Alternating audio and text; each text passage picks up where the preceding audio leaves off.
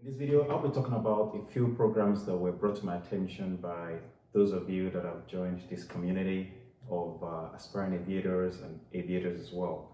I hope that you guys would continue to find value in these videos, and I hope to continue to bring valuable information to you guys. I want to say something. When it comes to applying for these programs, I want you to know that you have to have that thick skin. You have to know that there's a very high probability that you won't get through. And you don't believe it though, but you just have to be aware of that fact, okay? Because you have thousands of people that apply to these programs, and at the end of the day, they're only taking, 10, 20, 30, maybe 100. So it is very important to manage expectations. The last thing that I would want you to experience is that I suggest these programs or I bring these programs to your awareness, and then you apply to them, and then for some reason they disqualify you or you get rejected, and then you feel very discouraged. All right, you feel discouraged going into the programs or even trying to pursue a career as a pilot or the aviation industry as a whole. And that's not my intentions here. My intentions isn't to get views, my intention isn't to get subscribers, my intentions really is to change the lives of people that are coming after me. And those are you guys. I'm guessing some of you are in your 18s, 19s, or even 17s, 16s. Some of you are really young and you have a very long time, ahead of you, that I hope that you guys can choose a career that you'll be passionate about, that you would love. And like I always share with you guys, I don't try to share with you, me flying, because yes, I could do that, but to be honest, it's a big distraction for me. That's one thing. Secondly, I just don't feel like it helps you in any way. If I'm not really giving you the light, right, showing you the directions to go, then how is that really changing your life? And I can come up here and show you receipts, right? Because receipts are very important.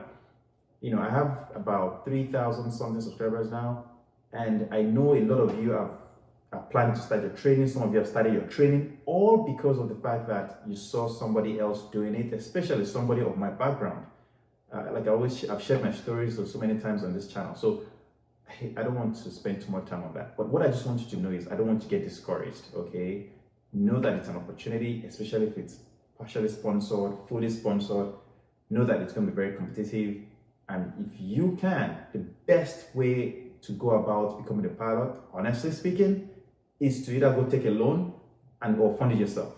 That is really the best way, because then you don't really have to worry about the game of luck, okay? That is the truth. And I'm not going to sell to you any airline and tell you that one airline is the best over this, because there's so many great airlines out there. Put yourself in the driver's seat, and that is you knowing that, okay, well, I've taken the money, I've taken my loan, I'm using my money, and now I'm betting on myself rather than betting on the system. That is not to, I know that that is difficult, not everybody can do that, and that's where this program is coming. And they are great programs, they are great airlines, no doubt about it. But my hope is that your life changes. So the first program that I want to cover is AirArabia. Somebody mentioned that I should talk about it. They have a Cadet program, and I started looking into it, and I did my research on it. I was able to get some information, and I want to share that information with you. I may leave the screenshots on the screen. As you can see, I'm not home. This is not my home. But one of the things that I want to say about AirArabia is this, which may discourage a lot of people. Although they offer this Cadet program through a flight school in Saudi Arabia, I believe, the T3 Aviation Academy is a school. It is not a fully sponsored program, or I don't think it's even partially sponsored program. Now, for those of you that are in the UAE region, I don't know what incentives are available, because I know some of these regions do have incentives where they may be able to, the government may be able to fund some of this training for you, especially if you're a citizen of that country. So that is something that you should look into. But the cost of training is $183,780. It's about 675,000 dirham. I believe that's a currency out there. That is something that you can afford to do. Of course, go for it. I looked at the curriculum, I looked at the outline. Honestly, it's very similar to what is everywhere. One thing that I know a lot of people complain about with those regions is cost. It's usually very expensive. These schools generally would have agreements with local accommodations or places where they can offer you discounted rates. but trust me, it's usually still expensive to train out there. The second airline that I would like to touch on is Iberia Airlines. This is the flag carrier for Spain. So if you're based in EU region and you meet the rest of the requirements, which I'll try to pull up on the screen as well, then you should consider applying to the program. The benefit of this one is that they would fund 50% of your training. So that means the cost of your training, they will pay up to 50% of it, and then you'd have to cover the rest, at least based on what I'm gathering here. And it is an ATPL training. So that means at the end of your training, you will be issued an ATPL license, which is great compared to like an MPL.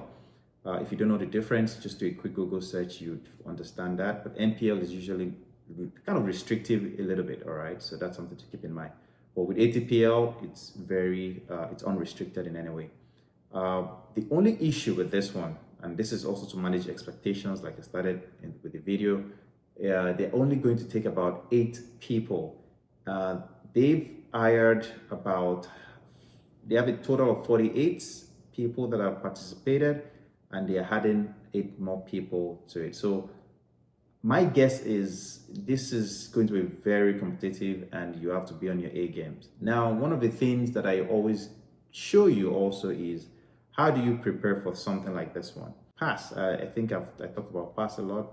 You can always check it out to see what they test. You don't get exactly the same things, but it gives you an idea of what to expect. And I think the forum section of the PASS program also helps as well to kind of see what people are saying about the assessment. Just because they're selecting 8 people doesn't mean that you cannot qualify. And this is where I don't want you to disqualify yourself before you even get disqualified. So go and apply for it if you qualify and meet the requirements.